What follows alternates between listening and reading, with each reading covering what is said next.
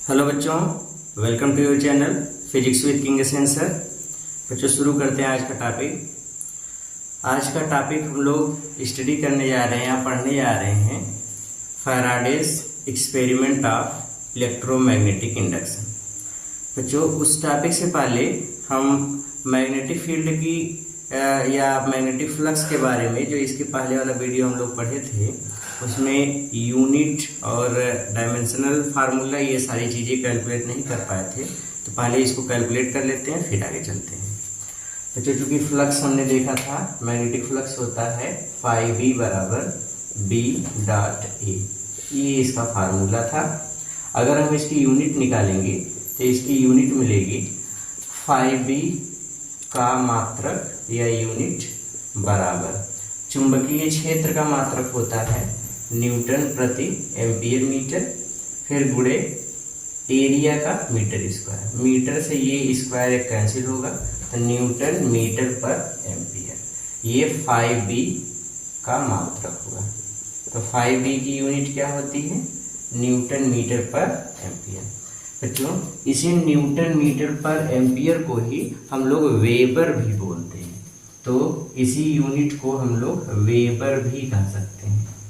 Weber, ये weber एक scientist के नाम पे रखा गया है, तो एक यूनिट होगी इसकी वेबर। क्लियर हो गया?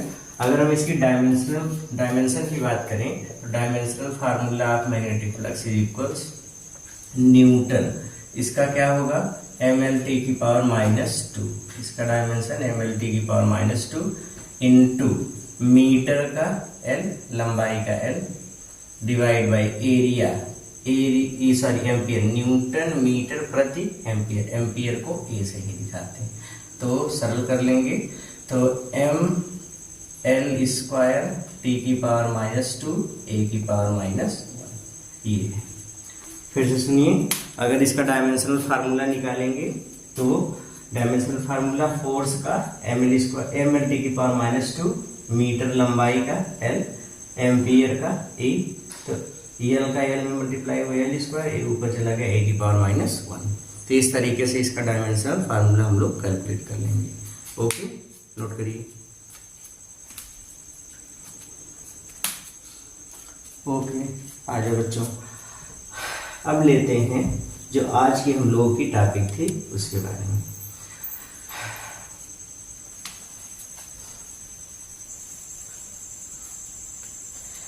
देखो बच्चों, इसके पहले वाले चैप्टर में moving charge and magnetic field में हम लोगों ने आस्टर्ड का एक एक्सपेरिमेंट पढ़ा था।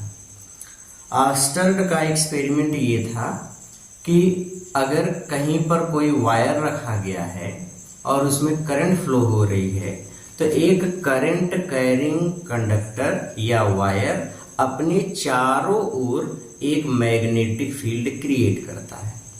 फिर से सुनिए, आस्टर्ड एक्सपेरिमेंट हमको ये बताता है कि एक straight current carrying conductor, straight means चाहे जैसा हो, स्ट्रेट ही जरूरी नहीं, बट करंट कैरिंग कंडक्टर होना चाहिए। अगर एक वायर है जिसमें करंट फ्लो हो रही है तो वायर अपने चारों ओर एक मैग्नेटिक फील्ड क्रिएट करता है। ये तो आस्टर्ड एक्सपेरिमेंट में हम लोग पढ़े थे और यहीं से हम लोग बताए थे कि मूविंग चार्ज एक मैग्नेटिक फील्ड बनाता है। यहाँ तक ठीक है। देखिए, जब आस्टर्ड ने अपने एक्सपेरिमेंट से बताया कि करंट एक मैग्नेटिक फील्ड बना सकता है, तो इस चीज को लेकर के एक साइंटिस्ट, उनका नाम था माइकल फैराडे, वो बहुत इम्प्रेस्ड हुए। उन्होंने सोचा अरे भाई अच्छी चीज है, अगर करंट मैग्नेटिक फील्ड बना रही है तो वो सोचे कि अगर करंट मैग्नेटिक फील्ड बना सकता है तो क्या ऐसा पॉसिबल है कि मैग्नेटिक फील्ड करंट बना दे? बात समझो। देखिए, उन्होंने सोचा कि देखिए अगर कहीं पर एक वायर लेकर के करंट फ्लो करा दो तो अपने चारों ओर मैग्नेटिक फील्ड बना लेता है। ठीक है, उन्होंने सोचा क्यों ना हम ऐसा करें, कहीं मैग्नेटिक फील्ड बना हो और उसमें वायर खड़ा कर दो, उसमें करंट फ्लो हो जाए, ऐसा भी तो होना चाहिए। तो वो इसी चीज को सोचे कि क्या ऐसा पॉसिबल है, इज दैट इट्स पॉसिबल, कि क्या ऐसा हो सकता है कि मैग्नेटिक फील्ड करंट बना दे। और उसी चीज को प्रूव करने के लिए वो कई एक्सपेरिमेंट किए। उनके अलग अलग एक्सपेरिमेंट को अगर हम लोग देखें तो एक्सपेरिमेंट का कुछ सेटअप उनका इस तरीके से था कि वो एक कॉइल लिए, ये एक कॉइल है और कॉइल को एक गैल्वेनोमीटर से कनेक्ट कर दिया। गैल्वेनोमीटर जो कि करंट को सेंस कर सकता है, करंट को नाप सकता है, एक गैल्वेनोमीटर कनेक्ट कर दिया। अब इस कॉइल को मैग्नेटिक फील्ड में रखने के लिए ये एक मैग्नेट को इसके पास रख दिया। ये सपोज मैग्नेट का नॉर्थ पोल है, मैग्नेट को इसके पास रखा, तो मैग्नेट को इसके पास रखा तो मैग्नेट अपने चारों ओर एक मैग्नेटिक फील्ड बनाता है। तो यहाँ नॉर्थ से मैग्नेटिक फील्ड लाइंस बाहर की तरफ निकलती हैं, ठीक है। रखा, गैल्वेनोमीटर को उन्होंने देखा तो गैल्वेनोमीटर में डिफ्लेक्शन 0 आया। गैल्वेनोमीटर में डिफ्लेक्शन 0 आया, मतलब गैल्वेनोमीटर में कोई करंट नहीं शो की गई, मतलब धारा नहीं बही। उन्होंने सोचा यार करंट क्यों नहीं बही, हो सकता है कि हम नॉर्थ पोल को इसके बहुत समीप रख दिए हो। फिर वो नॉर्थ पोल को दूर रखे थोड़ा, फिर से चेक किया, फिर से गैल्वेनोमीटर में डिफ्लेक्शन 0, करंट 0 हो गई। तो सोचे हो सकता है नॉर्थ पोल से ना बन रही हो, साउथ पोल से बन रही हो। तो वो इसी कॉइल के पास इस बार साउथ पोल रख दिया मैग्नेट का गैल्वेनोमीटर, और इसके पास इस बार साउथ पोल रख दिया। साउथ पोल पर मैग्नेटिक फील्ड लाइंस बाहर से आकर के उसमें भीतर की ओर जाती हैं। तो साउथ पोल रखा, सोचा कि नॉर्थ से हो सकता है ना बन रही हो तो साउथ से बनेंगी, तो साउथ पोल रखा। साउथ पोल पर भी देखा उन्होंने, करंट 0, गैल्वेनोमीटर शोज 0 डिफ्लेक्शन। बहुत परेशान हुए, हो सकता है उन्होंने सोचा हो सकता है डिस्टेंस बहुत क्लोज हो गई, फिर साउथ को थोड़ा दूर रखा। ऐसे वो ट्रायल एंड एरर करते गए। उनका देखिए अल्टीमेटम क्या था, उनका सोचना क्या था, फैराडे एक्सपेरिमेंट का बेसिक क्या था। फैराडे आस्टर्ड के एक्सपेरिमेंट से या आस्टर्ड के प्रयोगों से बहुत इम्प्रेस्ड थे। उनका ये सोचना था कि अगर आस्टर्ड के प्रयोग से ये सिद्ध हुआ कि करंट मैग्नेटिक फील्ड बना सकता है तो मैग्नेटिक फील्ड को भी करंट बनाना चाहिए। तो वो मैग्नेट रख दिए जो कि मैग्नेटिक फील्ड बना रहा है। इस मैग्नेटिक फील्ड में एक कॉइल रख दिया गया। अब मैग्नेटिक फील्ड के अंदर कॉइल आ गया तो इसमें करंट फ्लो होनी चाहिए। तो वो चेक किए बट डिफ्लेक्शन 0 मिला, कोई करंट नहीं फ्लो हुई। वो सोचे यार ऐसा कैसे हो सकता है, तो बार बार इस चीज को लेके परेशान होते रहे। उनका ये सोचना था कि हो सकता है कि नॉर्थ पोल थोड़ा दूर रह गया हो, साउथ पोल बहुत क्लोज आ गया हो। तो बार बार अलग अलग डिस्टेंस को उठा उठा करके रखते थे, गैल्वेनोमीटर में डिफ्लेक्शन चेक करते थे, डिफ्लेक्शन 0 आता था। ऐसे ट्रायल एंड एरर करते करते करते करते जब उनका एक्सपेरिमेंट सक्सेस नहीं हुआ तो जिस मैग्नेट को लेके वो मूव करा रहे, मतलब रख रहे थे जगह जगह, उस मैग्नेट को पकड़ के गुस्से में ऐसे फेंके जोर से, और जैसे ही जोर से फेंके लक बाई चांस वो मैग्नेट उस कॉइल के अंदर से होकर गुजर गया। और जैसे ही वो मैग्नेट उस कॉइल के अंदर से होकर के गुजरा, तुरंत ही उन्होंने देखा कि गैल्वेनोमीटर में एक डिफ्लेक्शन नजर आया। जैसे ही वो ऐसे प्रयोग करते थे, 0 डिफ्लेक्शन 0, एकदम परेशान हो गए, गुस्से में वही मैग्नेट फेंक दिए। और जैसे ही मैग्नेट को फेंका उन्होंने देखा कि वो मैग्नेट इस कॉइल के अंदर से होकर गुजर गया, और जैसे ही अंदर से होकर के गुजरा गैल्वेनोमीटर में एक डिफ्लेक्शन नजर आया।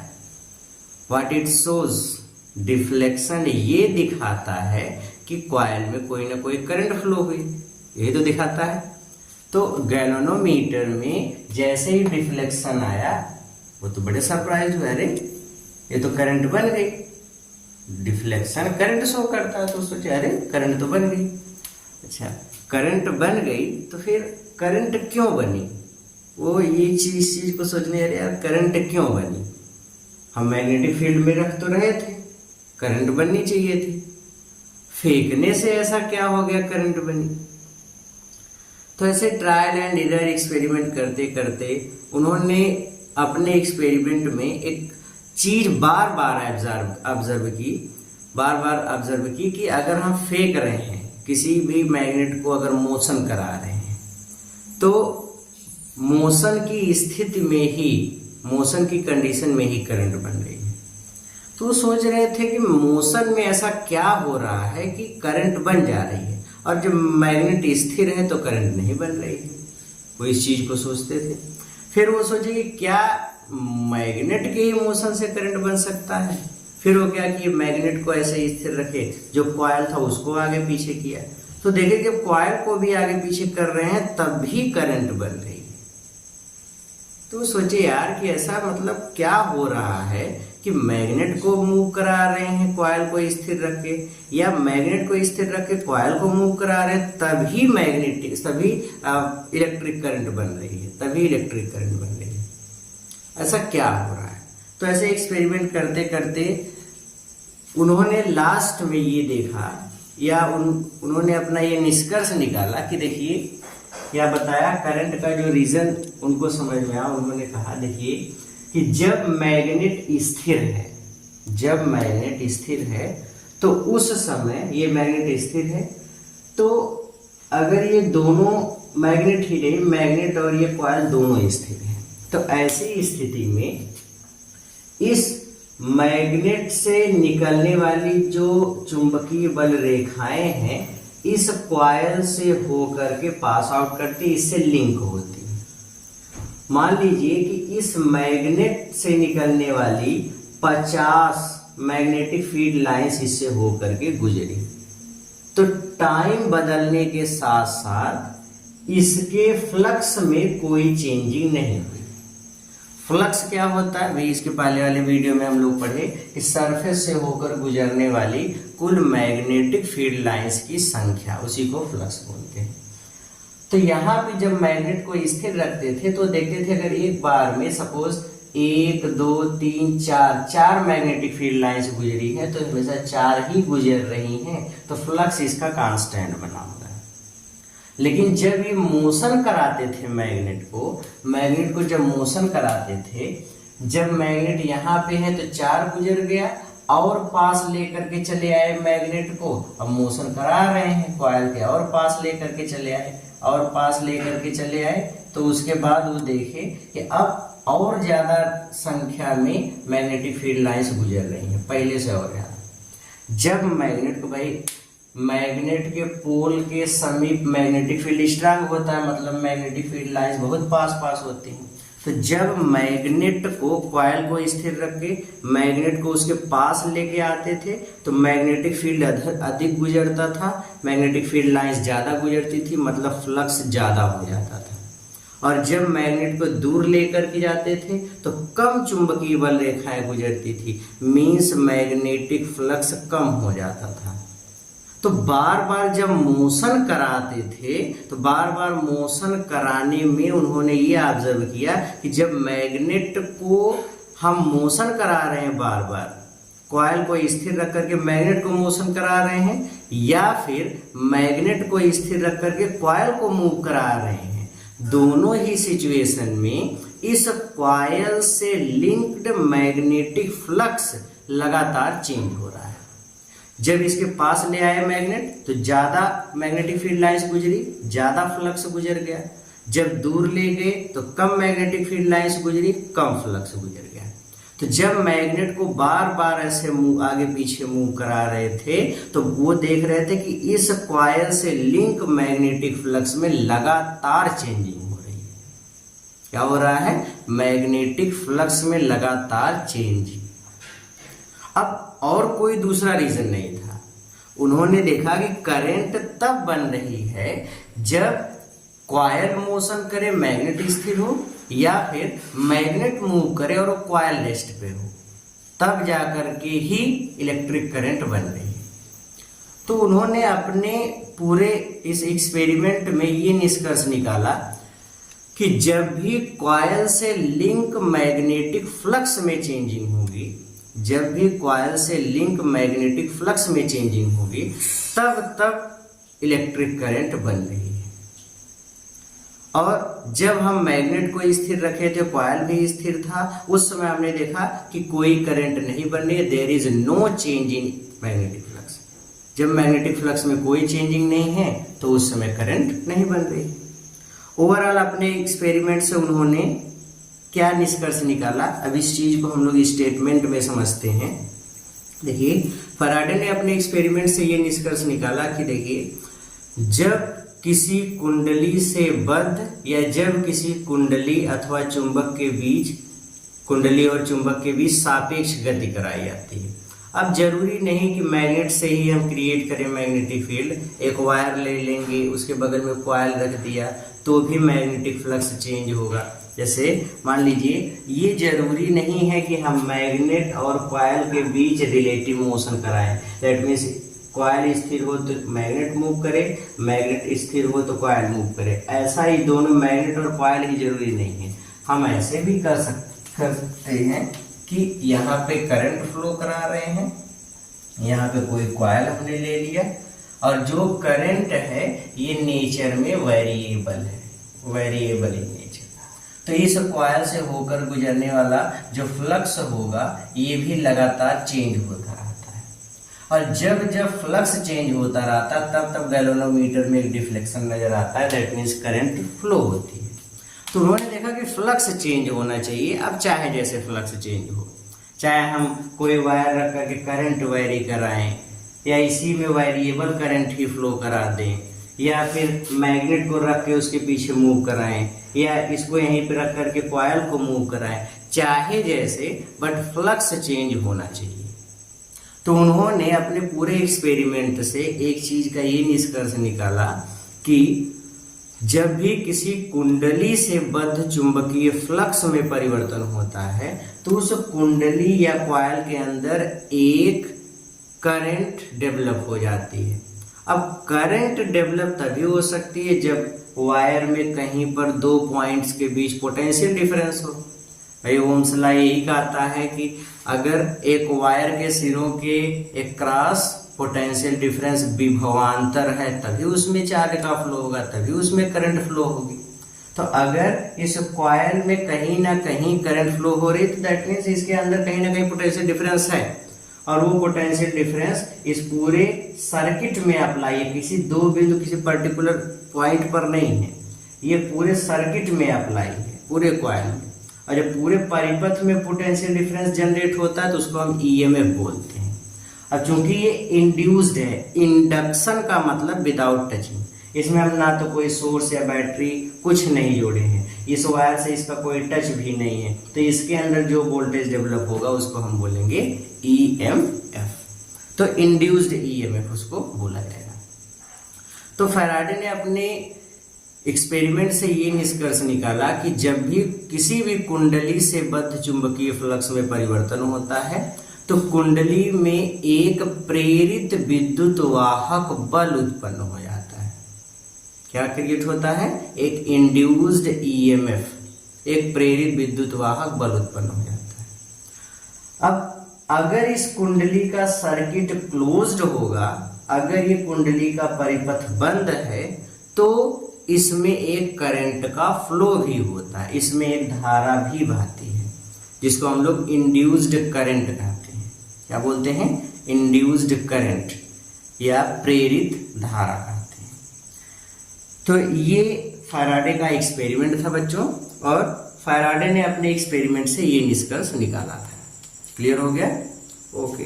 तो इसके जो फैराडे के एक्सपेरिमेंट थे, इस फैराडे के एक्सपेरिमेंट से फैराडे ने क्या निष्कर्ष निकाले उस चीज को हम लोग समझ चुके हैं कि फ्लक्स चेंज होना चाहिए किसी भी स्थान पे।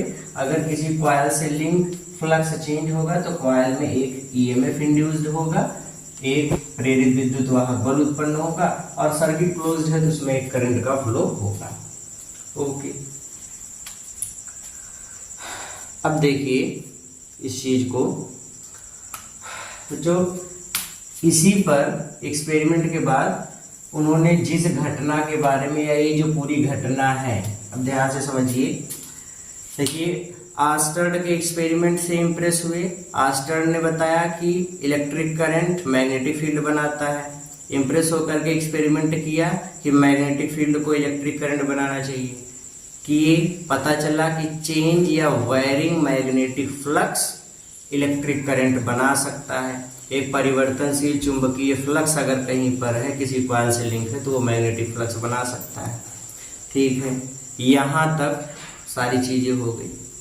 इसके बाद उन्होंने ये जो एक्सपेरिमेंट का नाम रखा, ये जो एक्सपेरिमेंट उन्होंने बताया कि अगर मैग्नेटिक फ्लक्स में चेंज करोगे किसी भी कॉइल से लिंक, तो उसके अंदर एक ईएमएफ इंड्यूस्ड होगा, उसमें एक करंट फ्लो होगी।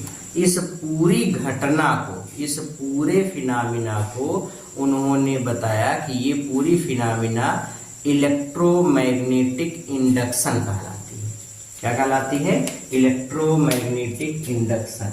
इसको हम लोग कहते हैं विद्युत चुंबकीय प्रेरण, विद्युत चुंबकीय प्रेरण या electromagnetic induction, electromagnetic induction. Short में अच्छा हम इसी को बोलते हैं EMI, EMI। ये तो इलेक्ट्रोमैग्नेटिक इंडक्शन की अगर डेफिनेशन लिखना होगा तो हम डेफिनेशन कैसे लिखेंगे? जब किसी कुंडली से बद्ध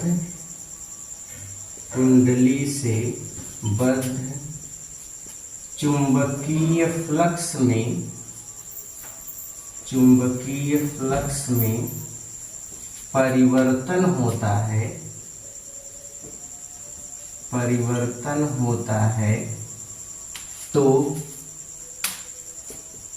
तो उसमें एक प्रेरित विद्युत वाहक बल उत्पन्न हो जाता है और यदि कुंडली का परिपथ बंद है, क्लोज्ड है, तो उसमें एक प्रेरित धारा भी बहती है और यह घटना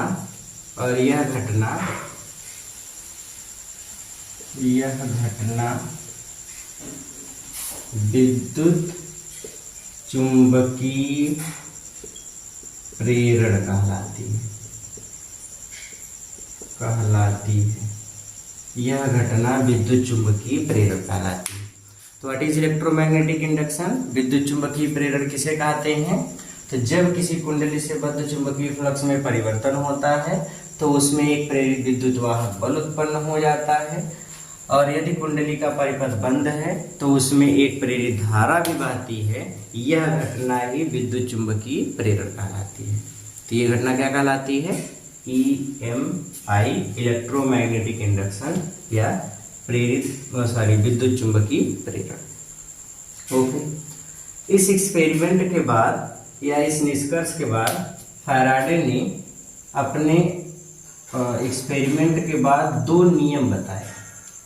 किसी भी सर्किट में EMF कितना इंड्यूस्ड होगा और क्यों इंड्यूस्ड होगा, इन सारी चीजों को लेकर के फैराडे ने एक रूल बताया, 2 नियम बताए मुख्यतः। वो नियम क्या क्या है उसको हम लोग पढ़ते हैं। तो नेक्स्ट हेडिंग बनाएंगे बच्चों, फैराडे के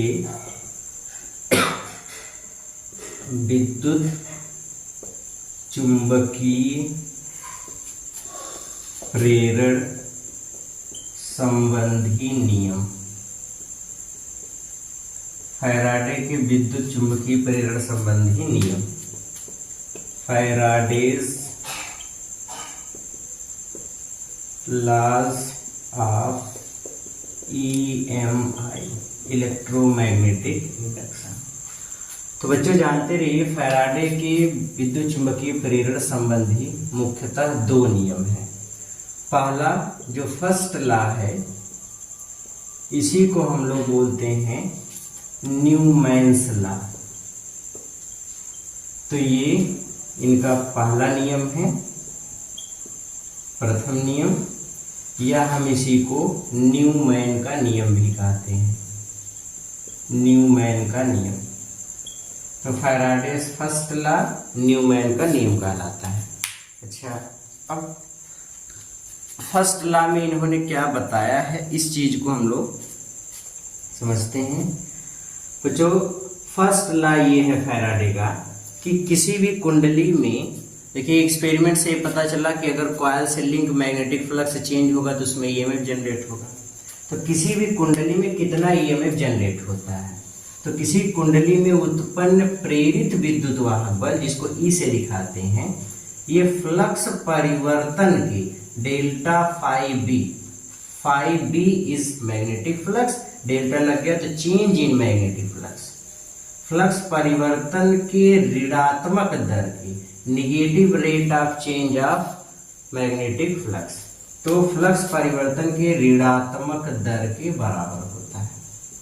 फिर से समझिए, किसी कुंडली से बद्ध चुंबकीय फ्लक्स परिवर्तन की दर या किसी कुंडली से बद्ध चुंबकीय फ्लक्स में परिवर्तन के कारण जो ईएमएफ इंड्यूस्ड होता है उसका मान चुंबकीय फ्लक्स परिवर्तन के ऋणात्मक दर के बराबर होता है। फिर से समझिए, किसी कुंडली में फ्लक्स परिवर्तन के कारण जो ईएमएफ इंड्यूस्ड होता है वो इंड्यूस्ड ईएमएफ का मान फ्लक्स परिवर्तन के ऋणात्मक दर के बराबर होता है, negative rate of change in magnetic flux. Okay, ठीक है बच्चों, आज के इस वीडियो को आगे नहीं कैरी किया जा सकता बिकॉज ऑफ लाइट की प्रॉब्लम है थोड़ी सी आज। तो आज इस वीडियो को यहीं पे ख़त्म करते हैं, मिलते हैं नेक्स्ट वीडियो में, इसी टॉपिक को हम लोग आगे पढ़ेंगे। ओके, तब तक पढ़ते रहिए, मेहनत करते रहिए। All the very very very best.